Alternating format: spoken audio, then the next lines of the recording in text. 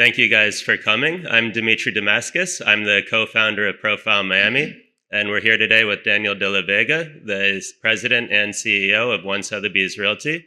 And we're at the sales center for Oasis Hallandale, where they recently celebrated their top off. So thank you, Daniel, for having me. Thank you, Dimitri. Thank you for all of you for being here and celebrating this incredible milestone. I know many of you have supported us throughout the life of this beautiful development, and your support really does mean the world. And we would literally not be standing here today if it wasn't for many of you in this room. And I really mean that. As brokers, you know that as well. So thank you very much for your support. And I love what you do. You guys are always putting out really, really positive pieces, making our life easier as well. So happy to be here. Thank you. Thank you.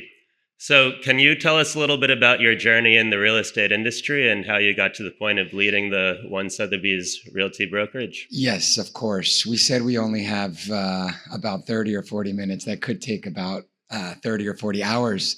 But it's been an incredible journey. And I think there's so much to talk about, but one thing about my journey, and I actually thought about it last night driving home from one of our offices in Brevard County. It's been an incredible experience because of the people that I've met and the relationships that I've made. I have met some of the most interesting people around the world. And for me, that is really what keeps me going. When I meet a new advisor, when I meet a new developer client, I feel like I'm constantly learning. And I really have taken that approach in business from day one. I was young when Maya and I started this business, and we both really knew nothing about running a brokerage, right? It was 2008, and I was finishing a couple development projects that I had done. I had bought and sold these wood-framed construction buildings in an area in Miami called Little Havana. I would buy them at the time for $12,000, $15,000 a door. I would fix them and then I would flip them. In hindsight, I wish I would have kept them all. I ended up doing about 150 of those units. And I did a few high-end single-family homes in the Coral Gables area, which I just barely got out of the last one. This was literally November of 2008. We launched Sotheby's in December of 2008. Mai was a high-end luxury broker. So for me, getting into this business, I was excited. I knew we had something incredible with the Sotheby's International Realty brand. But I was scared. I was nervous. I was anxious, really. That's probably the best word to use. And every step of the way leading up to today, sitting here, as I look at the different faces in this room, I've learned from so many people, right? And I think that as you grow a business, the only constant thing in life, like in business, is change. And I like to say that we're building the plane and flying it at the same time constantly. But learning, surrounding myself around really incredible people that know more than me about a specific skill, learning from them, and then making decisions around that was really an instrumental part of my growth and probably the main reason that I'm here today.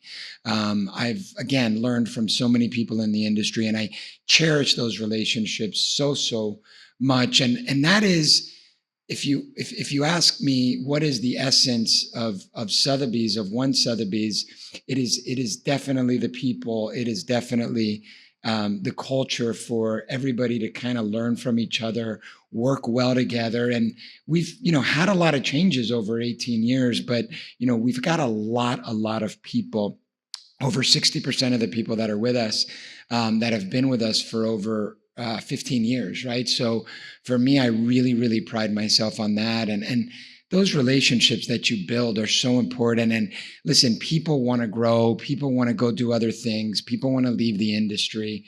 But as long as people say that the time that they spent at this business or at this company, rather, they made good relationships, they learned, they evolved, That's what it's about.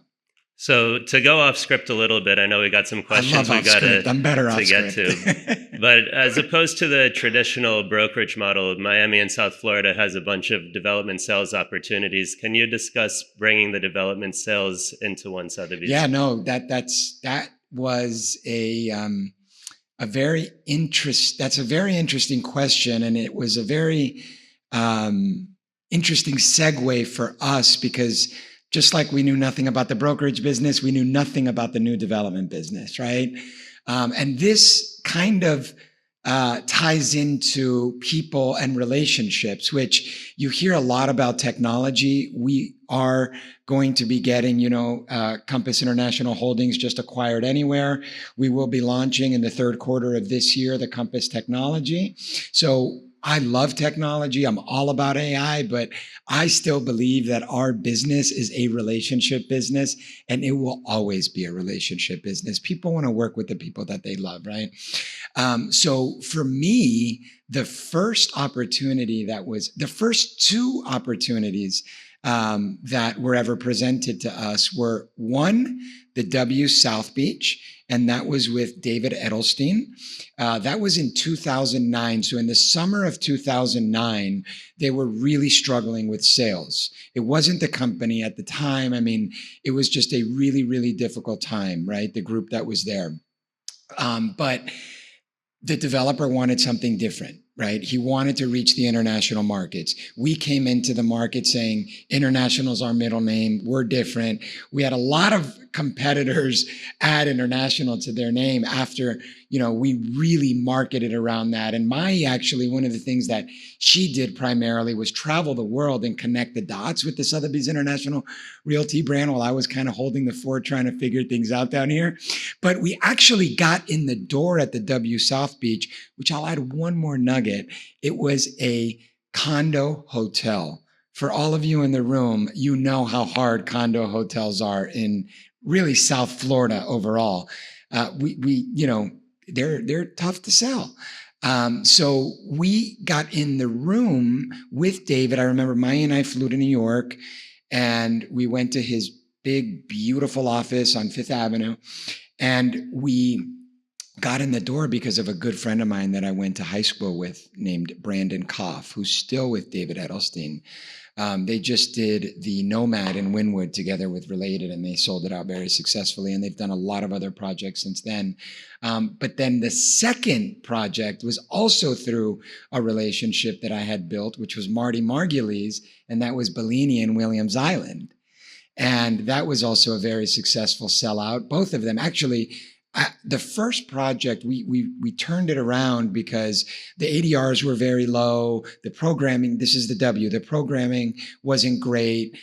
They bring in Chow, they bring in W, they bring in A.B. Rosen's art collection. They start having the hottest parties during Art Basel. And we just started selling. I mean, people were buying into the fact that these units were going to appreciate. We started at $1,000 a foot. They started to believe in the fact that the ADR was going to continue to go up as it did. Studios were going for $2,000 a night. And we got to about $450 million. And I remember David said, you got to stop selling. We're making too much money on the hotel. We want to keep the units. And they kept all the units. They never resold them until the Rubin brothers just bought it maybe about a year ago, and they're going to reflag it, I think. But Bellini was a similar experience, a wonderful experience, a relationship that I had from a very young age that got us in the door. And then, from there, the rest is history. Other projects like 1000 Museum, Brickell City Center, of course, the beautiful Oasis that we're here at today. So, yeah. And can you talk a bit about the Sotheby's brand? And you guys have the franchise for Florida, correct? Yeah. So that for us has been a key differentiator. And I'll kind of go back to the beginning, right? Nobody really, I remember I went to lunch with my grandfather and my father, and I said, listen, Mai is thinking about doing this, and, I'm kind of getting out of a couple of these deals. I'm not 100% sure that this is the right route. What do you guys think? I'm thinking that they're going to tell me, yeah, do it. It's great. They're like, don't do it. She's crazy. It's the worst time in the world. But, her and I sat down and we kept, thinking about all the great things that could happen. And we convinced ourselves that it was the right move. And, we did have a sense that Miami was becoming more and more and more of an international city. We were seeing that at both levels, her level as a high-end broker, my level on some of the people that we saw moving to some of the units that we were renting once we fixed them up. So we did believe in the international component, and we really leveraged that heavily early on. And I think that sitting here today, 18 years later, almost 18, this is our 18th year, December, it is our biggest strength, right? And, I love it because sometimes competitors use it against us. And I say, to some of our clients, wait a minute, which market is the most important market to you? Is it Chicago? Hold on, Jennifer, can you get Chris Viewer on the phone, please? So that we can fly up and we can have an incredible event with him. Or, oh, wait, who in Spain? You're seeing a lot of traction from Spain. Maya was in Spain last week with the owners, Sven. We're putting out a new magazine with them. And you can kind of go around the world and do that because of what Maya did early on. And you see the fruits of that labor now. And that is definitely our key differentiator. And, when we're able to do that, it's always a very proud moment for me. And you were just named the president and CEO. Can you tell us a bit about your new role? Yeah. So I would probably say that my role hasn't necessarily changed. I was pretty much the acting CEO for the last 5 years or so. But in all honesty, I not today, but leading up to it, I was nervous taking on the title, because with the title comes more responsibility. Not because you're doing more, but because, it's a title thing, and for me, it's been a very smooth transition. And again, for me, the most rewarding part of the transition was not having the title. I'm actually not a title person. I could have been fine being president or whatever you wanted to call me. The people around me know how hard I work, and that's really what's most important for me. They know that I'm working for them.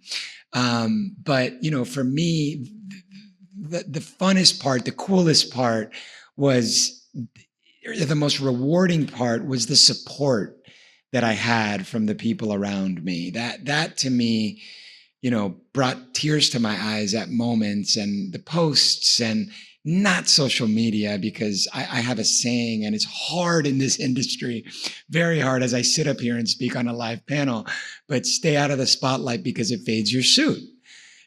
So I have always tried to keep a lower profile, despite sometimes the team pushing me and saying, you have to do more of this, you have to do more of that, you're good at that. I'm like, okay, I'll do it, but I don't, necessarily yearn for it, right? So for me, honestly, the most rewarding and the biggest impact that the title change has had on me is the support that I've had from my peers, many of the advisors at One Sotheby's International Realty, and many of the staff that have been with us a short or a long period of time. So we're here at Oasis Hallandale Beach. For somebody that doesn't know the project, can you tell us a bit about it? It's all about the developer. He is rock solid, and we have represented developments in the past. Many of our competitors have represented developers in the past that have really struggled to get developments off the ground, right? I don't have to tell you. You've probably written about some of them. But when I met Giuseppe and his family, I immediately knew that he was fully committed, completely vertically integrated into Oasis Hallandale, believed in what was happening in Hallandale. And the proof is in the pudding, right? As we're sitting here today with the support of these incredible brokers, topping off the East Tower, enclosing the West Tower in, I think, less than 60 days. and getting incredible momentum. And he started this project without a loan. He started this project, believed in the area with his cash, with his balance sheet. And that's why he's sitting where he's sitting today, being able to push pricing as we just did, and being able to continue to curate the lifestyle that you get here at Oasis. And that to me is probably the biggest differentiator to many other developments in the area, the lifestyle. I mean, 10 minutes before I got here at 1 p.m., you saw me walking in. I went to the KC market. It's a kosher market. It's absolutely incredible. I tried all the dips before I actually bought my bowl. and that's just one of many, many F&B options that you have here. And lifestyle is a major, major, major driver. So I told you earlier, I was up in Brevard County yesterday, Melbourne Beach. Before that, I was in Vero Beach, two very important markets in Central Florida for us, East Central Florida.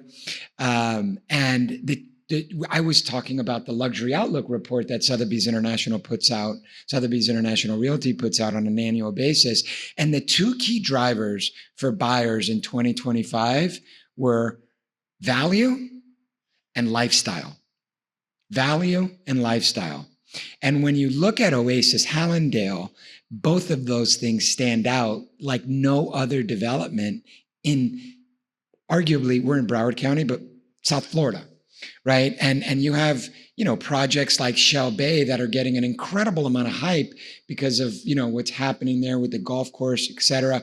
But when you look at that and you look at the pricing that they're at and you compare it to the level of finish that you get here at Oasis and the lifestyle that you get at Oasis, you don't have the same F&B options that you have here. And you have a lot of room to grow. So one, value, room for growth in your investment, and two, lifestyle. And you get both of those things here at Oasis Hallandale. So for me, it's one of my favorite projects.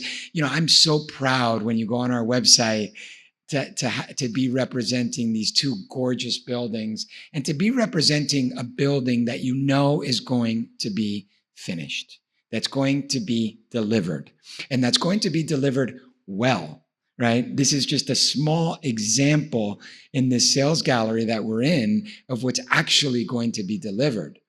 And I don't know if I'm talking too long here, but I had the opportunity to walk the building with the family maybe 5 months ago, and I know now it's so much further down the line. And Arquitectonica is the architect, and I think personally it's one of the most beautiful buildings that they've designed.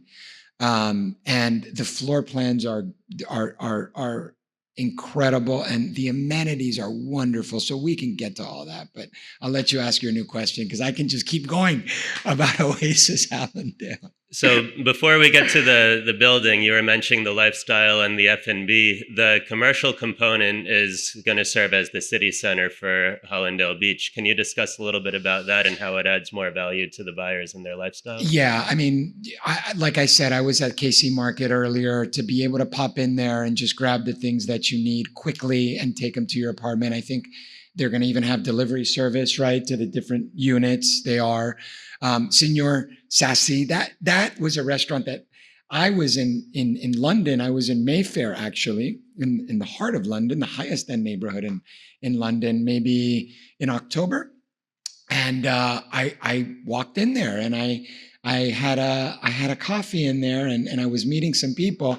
And then I came back and I was talking to Giuseppe and he said, come in, look at the build out. And here they are right here, the same restaurant that's in the heart of Mayfair that was absolutely packed. The who's who of London is dining at this restaurant. They're right here at Oasis Hallandale.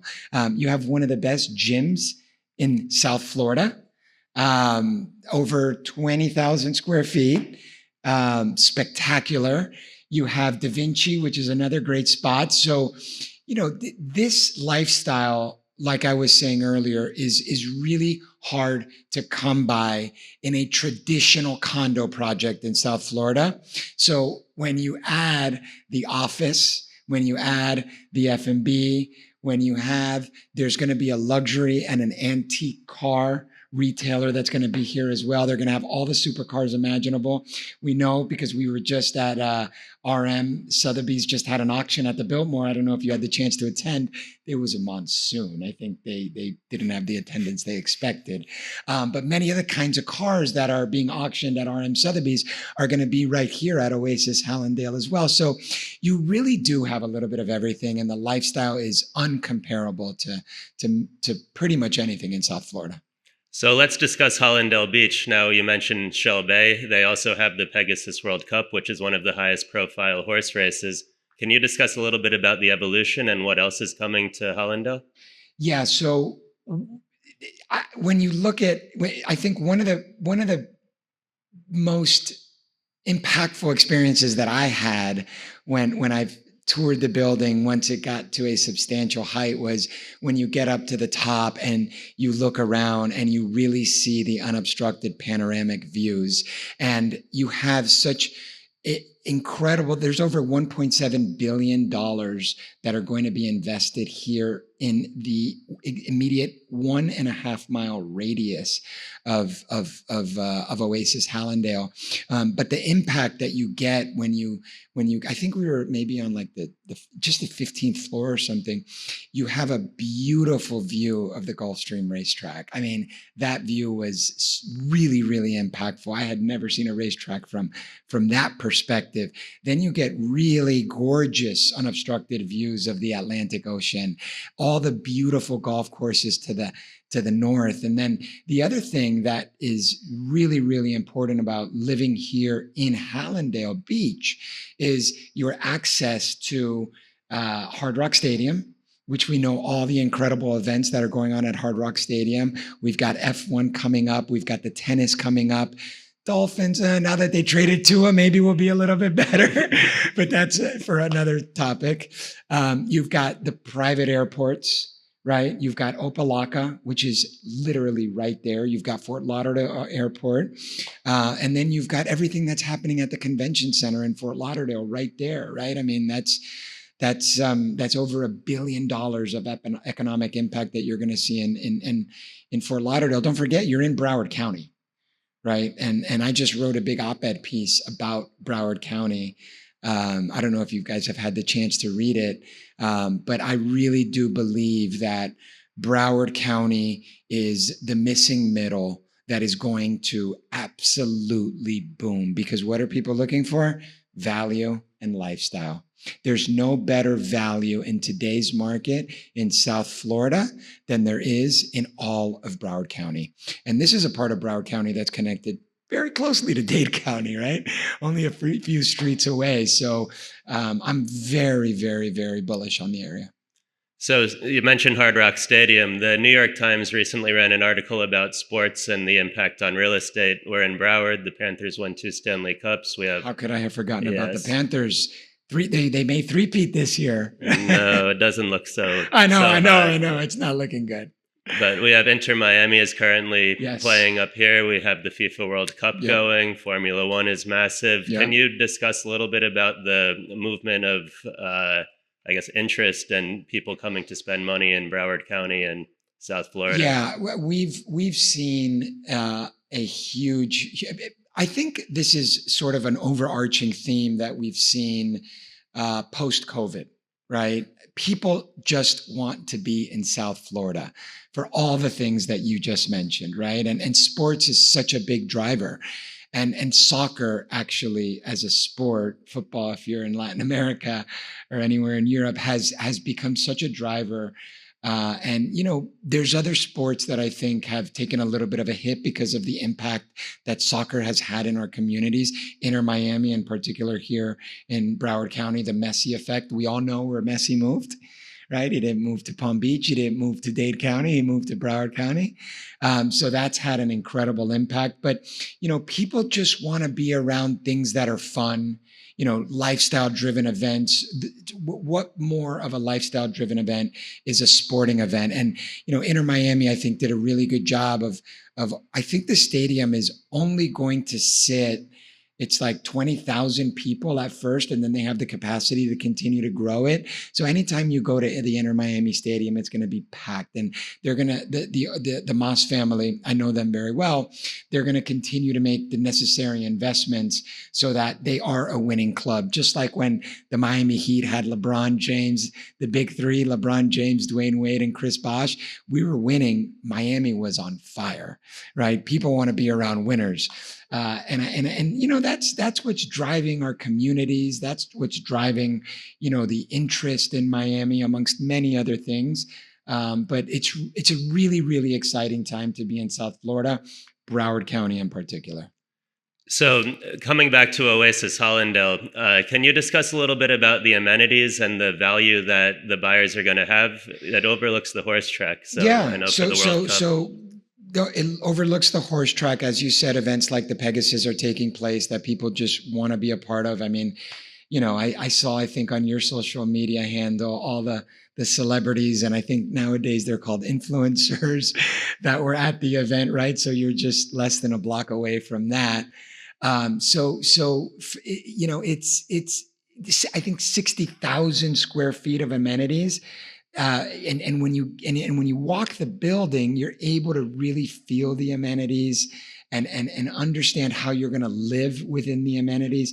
There's a jogging track around the entire the two buildings that you're going to be able to go for a jog. There's a dog walk park. There's a kids water park.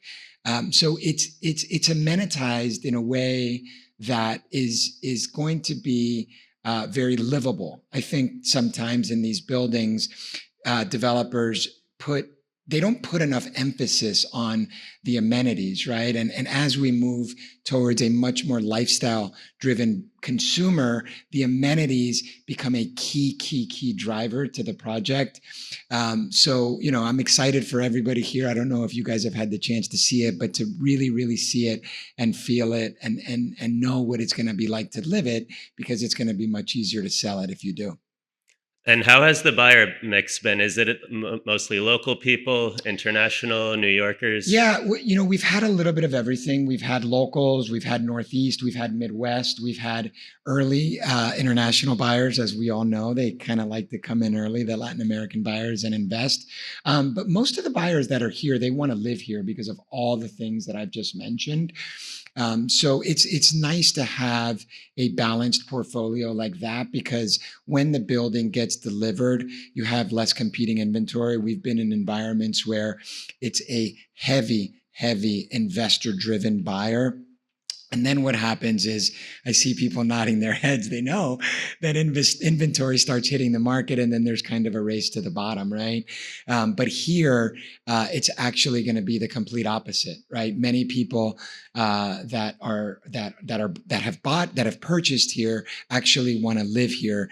I met a really sweet lady at the last event that we were at, and she's a chef, and she invited me to her home to cook up. You know, I think she's anyways, I forgot where's she from. She's Lebanese. She's Lebanese, and she wanted me to go. My father's side of the family is Lebanese, and she said, I want you to come to my apartment. I want to cook a meal for you, etc. And I think that is the kind of buyer that we've seen and we're gonna continue to see, and because we have that kind of buyer in an environment where the market has slowed down a little bit since 24 months ago, right? Let's just kind of call a spade. We've been able to continue to raise prices, right? So our units now are starting around $810,000. That's the starting price point. They go all the way up to $5 million, and that's around $920 a square foot. So still incredible value when you compare us to projects like Shell Bay, which we compete against, you know, and really good upside. So how is Oasis going to influence the future of development in Hallandale? You have pretty much nothing in the similar price range of new construction in Aventura and Sunny Isles. So what are you going to be seeing in Hallandale stemming from Oasis? Well, I don't know if you guys know the Reimer family, Reamer Insurance down the street. They own 40 acres, right? Which they're probably going to get an SAP for. And honestly, all he could talk about was Oasis Hallandale. So being the pioneer is really going to allow many other landowners in the area benefit from the success of a project like this, and it sets the bar, right? And I think as we continue to raise prices, create value, create an incredible lifestyle, it will continue to raise the bar.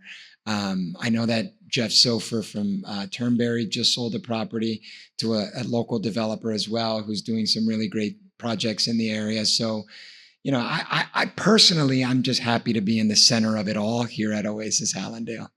So you mentioned the development sales market slowed down a little bit, but there still is a bunch of buyer velocity. Can you discuss how it's changed over the past few years and who the new buyers are that you're still seeing? Yeah, it's not that. It's definitely slowed down from a transaction standpoint, but there's still an incredible amount of demand, right? But buyers in today's day and age, I think the biggest difference between a buyer today and a buyer 5, 7, 10, 15 years ago is the access to information that the buyer has.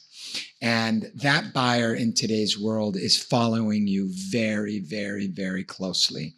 So when I sit with my clients and we work on our tiered pricing approach, or we're talking about raising certain lines, we all have to be very mindful, right, of the fact that the brokers are trying to help their client as best as they can. So the broker has more access to that information, and they're trying to help them by showing them, well, this unit was on the market in, March for X per square foot, and now it's November and it's X per square foot, right? And it's gone up 30%. Well, maybe that building we should not really focus on right now because it's reached its peak appreciation. So as an in-house sales and marketing team working with our developers, we try to be very strategic in working with our pricing releases to the market because the brokers and the clients have much more access to information.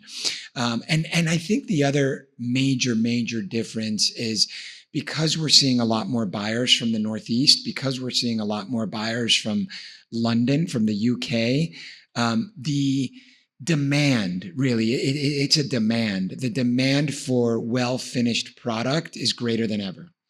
You used to be able to get away with not finishing things impeccably. And now their first point of contact with you is normally your sales gallery. So they want to walk into sales galleries, and through Tower Capital, you've invested in some of these deals. You want to know that the product that's going to be delivered is going to be extremely well finished.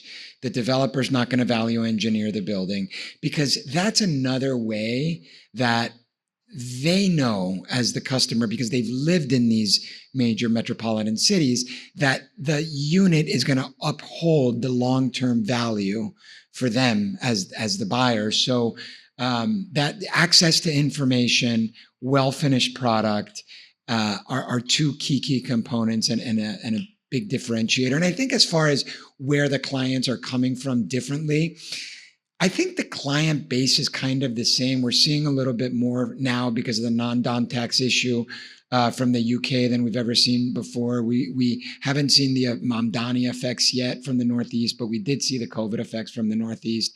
We're seeing a lot of Midwest buyers. I actually spoke to a doctor this morning. He sat on the He sat on the board of Anywhere. And he's going to be moving from Chicago to Miami. He's going to be working at a Mercy hospital. And, we're continuing to see the snowbirds move here. And the Latin American buyer is a really important buyer for us. Over the last 12 months, Mexico has been a very, very important market. But I said this earlier, Spain. We're seeing a lot of people move from Spain because Spain becomes a starting point for a lot of Mexicans and many Venezuelans. We stopped seeing Venezuelans for a while. Many of them moved to Spain because it was just easier for them to transact there. I think we'll start to see those people move now to South Florida as well and look for those investments because of what's going on in Venezuela from a geopolitical standpoint. So, wrapping this up, where do you see Hallandale Beach's place in South Florida over the next 5 to 10 years? I see it right here at Oasis Hallandale, at the center of it all. But no, Hallandale Beach, because of projects like Oasis Hallandale, because of projects like Shell Bay, because of the ocean, because of the proximity to all the major destinations that we spoke about earlier, and really because of the care and the desire that the city has to make it a vibrant, walkable, very livable city. I think it will continue to boom. I think prices will continue to rise, and I think that only more and more better, um, better. I think only more and more products are going to come to the market that are going to continue to strive to be one better than the other one, and I'm very excited to be selling Oasis Hallandale, and I'm very excited about the future of Hallandale Beach as a whole. Thank you very much. Thank Congrats you, on appreciate the it. top off and the promotion or a new title. Thank you.